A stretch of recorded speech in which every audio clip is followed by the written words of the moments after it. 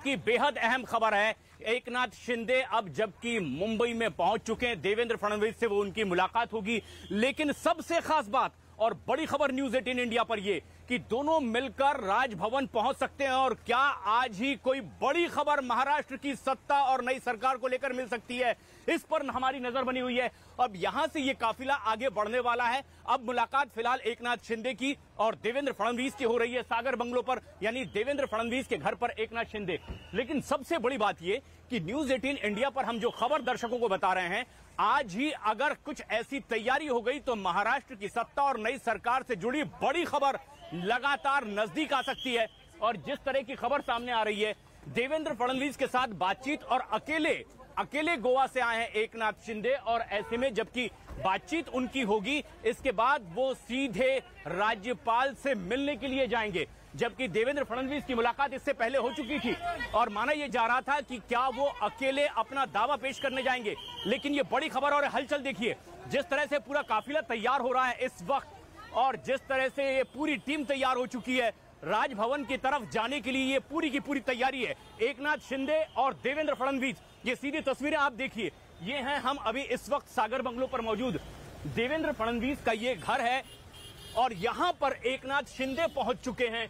और कुछ ही देर बाद अब एकनाथ शिंदे और देवेंद्र फडणवीस यहां से निकलकर सीधे जा सकते हैं। उनके समर्थक भी यहां पर बड़ी तादाद में मौजूद हैं और हम ये देख सकते हैं कि जो अब सागर बंगलो के बाहर कुछ ऐसे तमाम समर्थक हैं, इनमें उत्साह इसीलिए भी है क्योंकि तेजी से हलचल बढ़ी है। यहां सागर बंगले के बाहर की स्थिति आप देखिए सीधे, जब एकनाथ शिंदे पहुंचे हैं। और अगर खबर ये आ रही है कि राज्यपाल से मिलने के लिए ये पहुंच सकते हैं, आज ही अगर ये वहां पर पहुंच रहे हैं तो महाराष्ट्र में नई सरकार बनाने को लेकर एक बड़ी खबर आ सकती है। और जिस तरह की यहां पर गहमा गहमी है, आज आप ये तस्वीर सीधी देखिए किस तरह से सागर बंगलो और देवेंद्र फडणवीस का ये बंगलो है और यहां पर ही एकनाथ शिंदे पहुंचे हैं।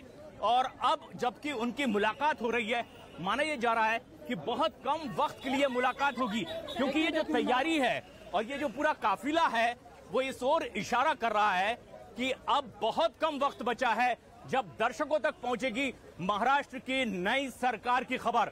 और तैयारी ये भी है कि दोनों मिलकर के सीधे राजभवन जाएंगे।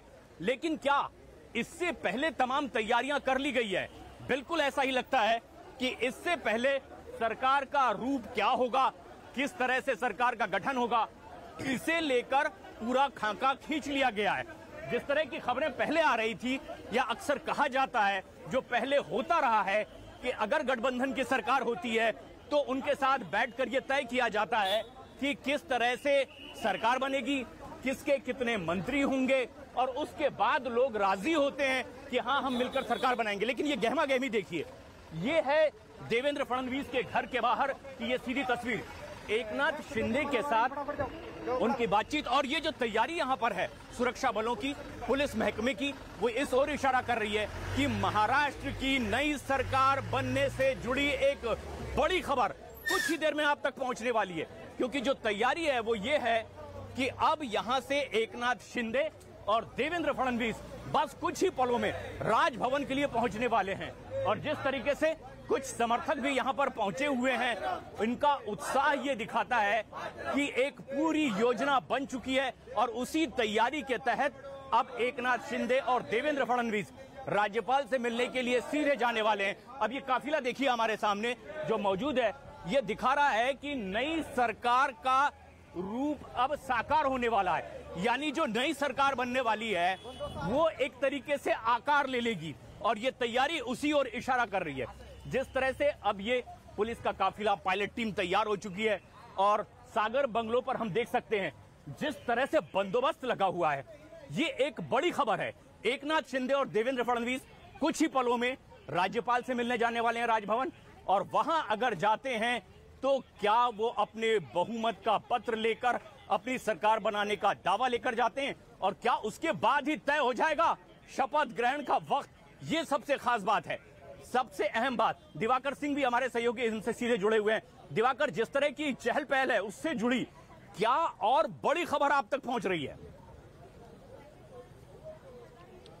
देखिए प्रधान, जिस तरह से जानकारी सामने आ रही है, एकनाथ शिंदे सबसे पहले इसलिए यहाँ पर पहुंचे, मैं तस्वीरें सबसे पहले दिखा दूं आपको, बड़ी संख्या में पुलिस बल की तैनाती, क्योंकि जैसे ही जानकारी मिली कि एकनाथ शिंदे यहाँ पर पहुंचने वाले हैं, पुलिस के आला अधिकारी मौके पर पहुंचते हैं, पूरा बंदोबस्त किया जाता है, क्योंकि एकनाथ शिंदे के बड़ी संख्या में समर्थक हैं, वो यहाँ पर पहुंचे थे, उनसे मिलने की कोशिश में थे, लेकिन क्योंकि एकनाथ शिंदे को देवेंद्र फडणवीस के घर में जाना था, उनसे मुलाकात करनी है, चर्चा करनी है कि किस तरह से दावा पेश किया जाए, क्या क्या मंत्रालय होंगे, क्या क्या मंत्रालय उन्हें मिलेंगे, और इस बैठक के दौरान ये भी तय होगा कि किस तरह से सरकार का प्रारूप होने वाला है, स्वरूप होने वाला है, ये तमाम चीजों पर चर्चा होगी। और एक अहम बात, जो शिंदे के समर्थन में तमाम विधायक है, 50 विधायकों का दावा प्रशांत वो करते रहे हैं, तो वो एक लेटर जो है साइन किया हुआ देवेंद्र फडणवीस को सौंपेंगे, और सौंपने के साथ ही साथ मंत्रालयों पर चर्चा होने के बाद यहाँ से दोनों नेता, यहाँ से करीब 1.5 किलोमीटर की दूरी पर राजभवन है, वहां पर पहुंचेंगे, और वहां पर पहुंचने के बाद दावा पेश करेंगे। हम पहले से ये कह रहे हैं कि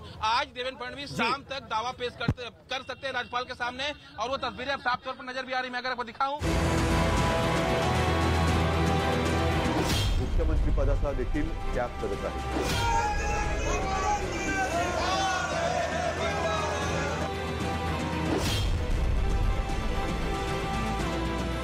देवेंद्र फडणवीस जी को मुख्यमंत्री के रूप में देखना चाहते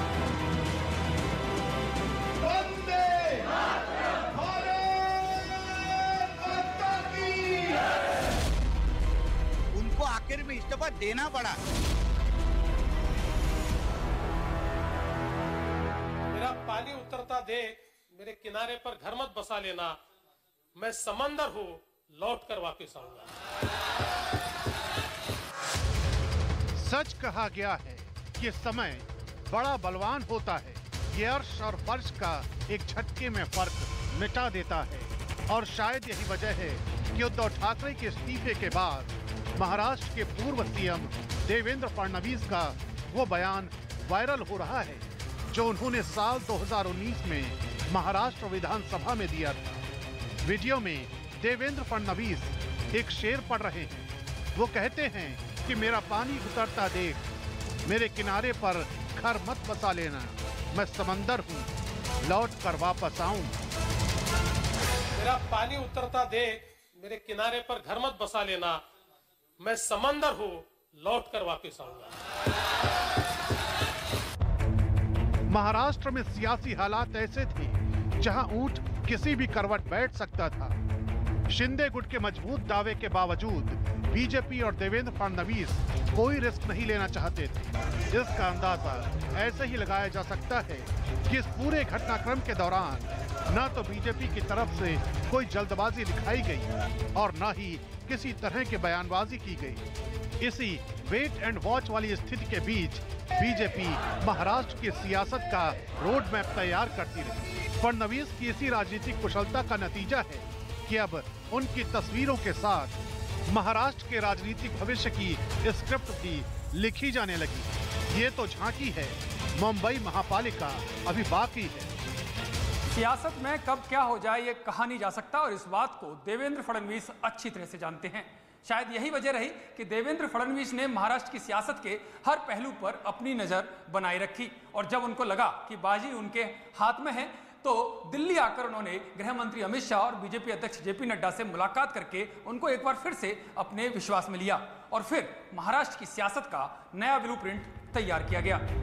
देवेंद्र फडणवीस 2014 के बाद से बीजेपी के उभरते सितारों में से एक हैं। मनोहर जोशी के बाद वो राज्य के दूसरे ब्राह्मण सीएम बने थे। इसके अलावा शरद पवार के बाद सबसे कम उम्र के सीएम बनने वाले दूसरे राजनेता थे, और अब देवेंद्र फडणवीस तीसरी बार ताजपोशी की तैयारी कर रहे हैं। 2019 के विधानसभा चुनावों की बात है। शिवसेना से गठबंधन में पूर्ण बहुमत मिलने के बाद भी देवेंद्र फडणवीस दोबारा मुख्यमंत्री बनने से चूक गए थे। चुनाव नतीजे सामने आने के बाद शिवसेना ने एनसीपी और कांग्रेस से गठबंधन कर लिया था।